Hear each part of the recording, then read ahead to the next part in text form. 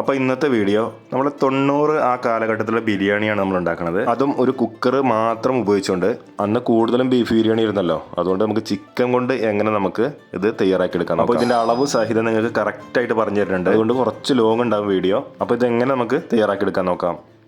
അതിനായിട്ട് ഒരു 700 ഗ്രാം ബിരിയാണി അരി എടുത്തിട്ടുണ്ട്. ഇത് കൈമ റൈസ് ഒന്നും അല്ല കേട്ടോ, സാധാരണ നമ്മൾ കടയിൽ നിന്ന് വാങ്ങുന്ന ബിരിയാണി അരി ഉണ്ടല്ലോ, അതാണ്. ആ അരിയുടെ ഫസ്റ്റ് ക്വാളിറ്റി അരിയാണ്. അപ്പോൾ ബിരിയാണി വെക്കുമ്പോൾ നല്ല അരി നോക്കി വാങ്ങുക, ഫസ്റ്റ് ക്വാളിറ്റി അരി തന്നെ ചോദിച്ച് വാങ്ങാം കേട്ടോ. ഇനി ഈ അരി നമുക്ക് കഴുകി വൃത്തിയാക്കിയിട്ട് നമുക്ക് മാറ്റി വെക്കാം. പിന്നെ സ്റ്റൗ കത്തിച്ചതിന് ശേഷം ഒരു 5 ലിറ്ററിൻ്റെ കുക്കർ എടുത്തിട്ടുണ്ട്. അപ്പോൾ ഈ ഒരു 5 ലിറ്ററിൻ്റെ കുക്കറിൻ്റെ അളവിലാണ് നമ്മൾ ബിരിയാണി ഉണ്ടാക്കാൻ പോകുന്നത്.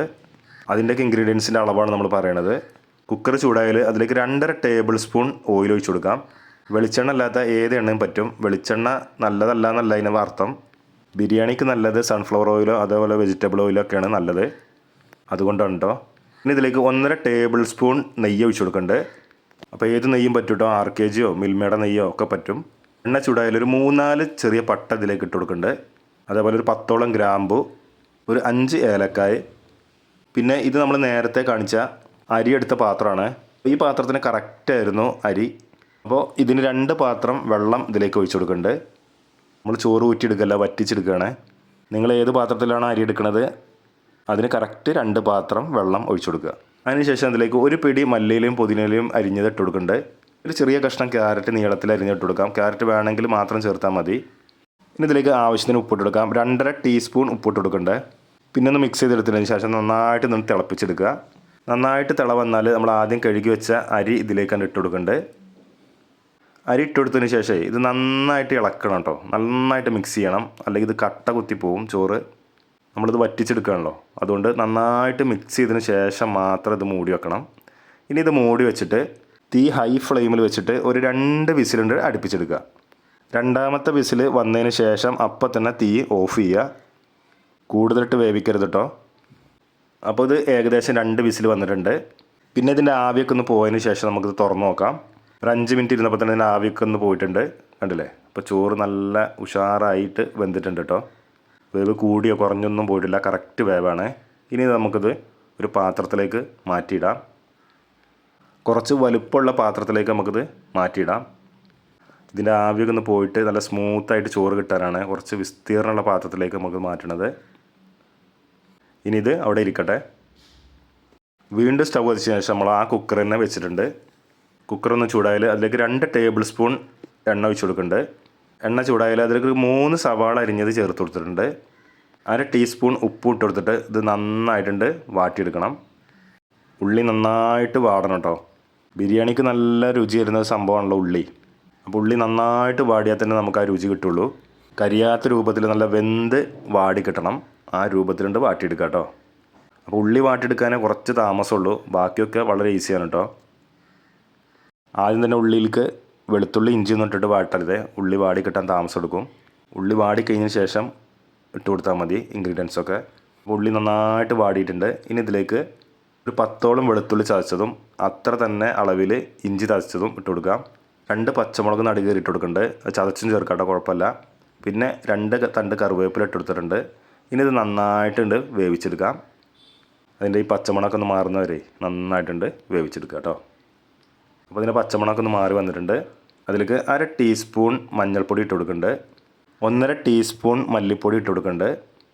പിന്നെ 2 ടീസ്പൂൺ കുരുമുളക് പൊടി ഇട്ട് കൊടുക്കുന്നുണ്ട്. ഇതെന്തായാലും ചേർക്കണം കേട്ടോ, നിർബന്ധമാണ്. കാരണം ഇതിലേക്ക് നമ്മൾ മുളക് പൊടി ചേർക്കണില്ല കേട്ടോ.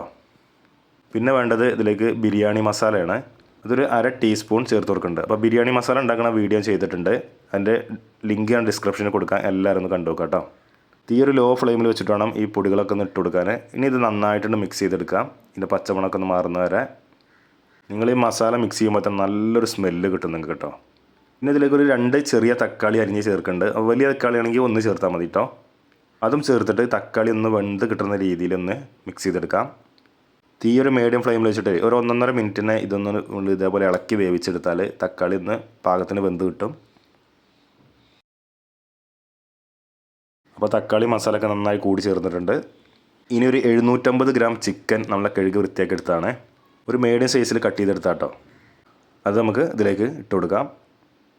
അപ്പോൾ ഇത് ബ്രോയിലർ ചിക്കനാണ്, എളുപ്പം വെന്ത് കിട്ടും കേട്ടോ.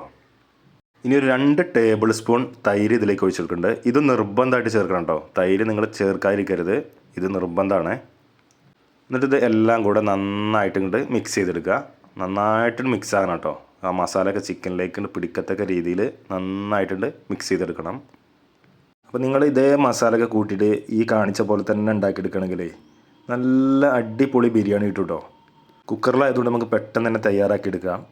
അപ്പോൾ ഇനി ബിരിയാണി ഉണ്ടാക്കാൻ പേടിയുള്ളവരും ടെൻഷനുള്ളവരൊക്കെ ഇതേപോലെ രീതിയിലുണ്ട് ഉണ്ടാക്കിയെടുത്തോ, ഒരു കുഴപ്പമില്ല കേട്ടോ. നല്ല ഉഷാറ് ബിരിയാണി നിങ്ങൾക്ക് കിട്ടും കേട്ടോ. അപ്പോൾ ഇത് മൊത്തത്തിൽ മിക്സ് ചെയ്തെടുത്തു. ഇനി ഇതിലേക്ക് 1 ടീസ്പൂൺ ഉപ്പും കൂടി ഇട്ട് കൊടുക്കുന്നുണ്ട്. അപ്പോൾ മിക്സ് ചെയ്തതിന് ശേഷം ഉപ്പിട്ട് കൊടുത്തതേ, നമ്മൾ ഉള്ളി വാട്ടിയപ്പോൾ കുറച്ച് ഉപ്പിട്ട് എടുത്തിരുന്നു. അപ്പോൾ അതിൻ്റെ ഒരു ഉപ്പും കൂടി നോക്കിയിട്ട് വേണം ബാക്കി ഉപ്പിട്ട് കൊടുക്കാൻ വേണ്ടിയിട്ട്. അതാണ് മിക്സ് ചെയ്തിട്ട് നമ്മൾ ഉപ്പിട്ട് കൊടുത്തത്. അപ്പോൾ അതും നന്നായിട്ട് മിക്സ് ചെയ്തതിന് ശേഷം അടച്ച് വെച്ചിട്ടേ ഒരു 2 വിസിലുണ്ട് അടുപ്പിച്ചെടുക്കുക കേട്ടോ. തീ ഒരു മീഡിയം ഫ്ലെയിമിൽ വെച്ചിട്ട് 2 വിസിലുണ്ട് അടുപ്പിച്ചെടുക്കുക. അപ്പോൾ ബ്രോയിലർ ചിക്കൻ ആയതുകൊണ്ട് 2 വിസിൽ മതി. അപ്പോൾ 2 വിസിൽ അടുപ്പിച്ചെടുത്തിട്ടുണ്ട് കേട്ടോ. ഇനി ആവിയൊക്കെ ഒന്ന് പോയതിന് ശേഷം നമുക്ക് തുറന്ന് നോക്കാം. എന്താ മണം എന്നറിയോ. അപ്പോൾ ചിക്കനൊക്കെ ഒരു 80% വെന്ത് നല്ല ഉഷാറായിട്ടുണ്ട് കേട്ടോ. ഇത്ര മതി. ചിക്കൻ ഓവറായിട്ട് വെന്ത് പോകാനും പാടില്ല കേട്ടോ. ഇനി ഇതിലേക്ക് ഒരു പിടി മല്ലിയിലയും പുതിനയിലും അരിഞ്ഞെടുത്താണ് അത് ഇട്ട് കൊടുക്കുന്നുണ്ട്. അതും കൂടി കൂട്ടിയിട്ട് ഒന്നുകൂടി മിക്സ് ചെയ്തെടുക്കുക. അപ്പോൾ ഇതിൻ്റെ മസാലയുടെ സ്മെല്ല് വരുമ്പോൾ തന്നെ നല്ലൊരു ബിരിയാണി സ്മെല്ല് നമുക്ക് കിട്ടും കേട്ടോ. സത്യം പറഞ്ഞാൽ ഒരു മലബാർ സ്റ്റൈൽ ബിരിയാണിയും കൂടി വേണമെങ്കിൽ ഇതിന് പറയാം കേട്ടോ. പിന്നെ ഇതിലേക്ക് നമുക്ക് വേവിച്ച് വെച്ച ചോറ് ഇട്ട് കൊടുക്കാം. ഒരു പകുതി ചോറ് നമുക്ക് ആദ്യം ഇതിലേക്ക് ഇട്ട് കൊടുക്കാം കേട്ടോ. അതിനുശേഷം ഇതിലേക്ക് ഒരു 1/4 ടീസ്പൂൺ ബിരിയാണി മസാലയും കൂടി ഇട്ട് കൊടുക്കുന്നുണ്ട്. പിന്നെ കുറച്ച് ഉണക്കമുന്തിരി, അതേപോലെ കുറച്ച് കാഷ്നട്ട്, ഇതൊക്കെ ഒരു ഡെക്കറേഷന് വേണ്ടി മാത്രം ഇട്ട് കൊടുക്കുകയാണ്. നിങ്ങൾക്ക് ഇഷ്ടമുണ്ടെങ്കിൽ മാത്രം ഇട്ട് കൊടുത്താൽ മതി. പിന്നെ ഒരു നുള്ള് മല്ലിയിലും കൂടി ഇട്ട് കൊടുക്കുന്നുണ്ട്. എന്നിട്ട് 2 ലെയർ ചോറും കൂടി ഇതിൻ്റെ മുകളിലേക്കാണ് ഇട്ട് കൊടുക്കുക ഫുള്ളായിട്ട്. അപ്പോൾ ഒരു 5 ലിറ്റർ കുക്കറിൻ്റെ ഒരു 3/4 ഭാഗത്തോളം ഇത് മൊത്തത്തിൽ നമുക്ക് കിട്ടിയിട്ടുണ്ട് കേട്ടോ. ഇനി ഇത് മൂടി വെച്ചിട്ടേ തീ ഒരു ലോ ഫ്ലെയിമിൽ വെച്ചിട്ട് ഒരു 3 മിനിറ്റ് ഉണ്ട് ആവി കയറ്റി കൊടുക്കാം. നമ്മൾ ദമ്മ് കയറ്റി കൊടുക്കാമെന്ന് പറയില്ലേ, അതേപോലെ. അതിൽ കൂടുതൽ വെക്കേണ്ട ആവശ്യമില്ല കേട്ടോ. ആവിയൊന്നും വരുത്തരുത് കേട്ടോ അങ്ങനെ കൂടുതൽ വെച്ചിട്ട്. അപ്പോൾ അതിന് ശേഷം നമുക്കിത് വാങ്ങി വെക്കാം. വാങ്ങി വെച്ചതിന് ശേഷം ഒരു 5-10 മിനിറ്റ് ഇങ്ങനെ വെക്കുന്നത് നല്ലതാണ് കേട്ടോ. അപ്പോൾ ചോറിലേക്ക് ആ മസാലയുടെ ദമ്മൊക്കെ കയറിയല്ല ഉഷാറാവും കേട്ടോ.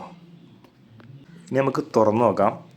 അല്ലേ, അടിപൊളിയായിട്ടുണ്ട്. നമുക്കിതിൻ്റെ മസാലയൊക്കെ ഒന്ന് എടുത്ത് നോക്കാം കേട്ടോ. കേട്ടോ, ഏതാ കളറ്. നമ്മളെ ബിരിയാണി നമ്മൾ ഹോട്ടലിൽ നിന്നൊക്കെ കിട്ടുന്ന ആ ഒരു സ്റ്റൈലൻ ബിരിയാണി ആയില്ലേ. അപ്പോൾ ഒരു കുക്കർ ഉണ്ടെങ്കിലേ നമുക്ക് ഈസി ആയിട്ട് ഇതേപോലെ ഉണ്ടാക്കിയെടുക്കാം കേട്ടോ. അപ്പോൾ ചിക്കനൊക്കെ നല്ല അടിപൊളി വെന്തിട്ടുണ്ട് കേട്ടോ. നല്ല പഞ്ഞി പോലെ വെന്തിട്ടുണ്ട്. നല്ല ചൂടാണ് കേട്ടോ. കണ്ടില്ലേ, ചിക്കനൊക്കെ നല്ല ഉഷാറായി വെന്ത് വന്നിട്ടുണ്ട്. അപ്പോൾ ഇങ്ങനെ മസാല ഒക്കെ കൂട്ടിയിട്ടേ നല്ല അടിപൊളിയായിട്ട് ഉണ്ടാക്കാം. 100% ഞാൻ ഉറപ്പ് തരാം. നല്ല ഉഷാറായിട്ട് നിങ്ങൾക്ക് കുക്കറിൽ ഉണ്ടാക്കാം കേട്ടോ. ഇനി കുക്കർ നമുക്കിതൊരു പാത്രത്തിലേക്കാണ് മാറ്റിയിടാം. കണ്ടല്ലേ, നല്ല ഉഷാറായിട്ട് വന്നിട്ടില്ലേ. കുറച്ച് കാലം പുറകോട്ട് പോയാലേ നമ്മൾ കല്യാണത്തിനൊക്കെ ബിരിയാണി കിട്ടൂലേ, ആ ഒരു രുചിയാട്ടോ ഈ ബിരിയാണിക്ക്. ഞാൻ വെറുതെ പറയല്ല കേട്ടോ. എന്തായാലും നമുക്ക് പണ്ടത്തെ പോലെ തന്നെ ഒരു കുത്ത് ബിരിയാണി ഉണ്ടാക്കിയെടുക്കാം. ഇതേപോലെ ഒരു കുത്തിലേക്ക് നമ്മൾ ഇത് മൊത്തത്തിൽ ഫില്ല് ചെയ്ത് കൊടുക്കുന്നുണ്ട്. എന്നിട്ടൊരു വാഴൻ്റെലേക്ക് ഇതേപോലെ കുത്തി കൊടുക്കുക. അല്ല, നല്ല കുത്ത് ബിരിയാണി ആയില്ലേ. പഴയകാലത്ത് വാഴയുടെ ഇലയിലായിരുന്നുള്ള നമുക്ക് ബിരിയാണിയൊക്കെ കിട്ടിയിരുന്നത്. കുറച്ച് അച്ചാറും കുറച്ച് തൈരൊക്കെ കൂട്ടിയിട്ടേ ആണ് കഴിച്ചാണ്ടല്ലോ, വേറെ ലെവലാണ് കേട്ടോ. ഇനി ഒരു ഉരുളെടുത്തിട്ട് നമുക്ക് കഴിച്ച് നോക്കാം കേട്ടോ. അതിൻ്റെ രുചി ഒന്നും പറയാനില്ല. അത്രയ്ക്ക് രുചിയാണ്.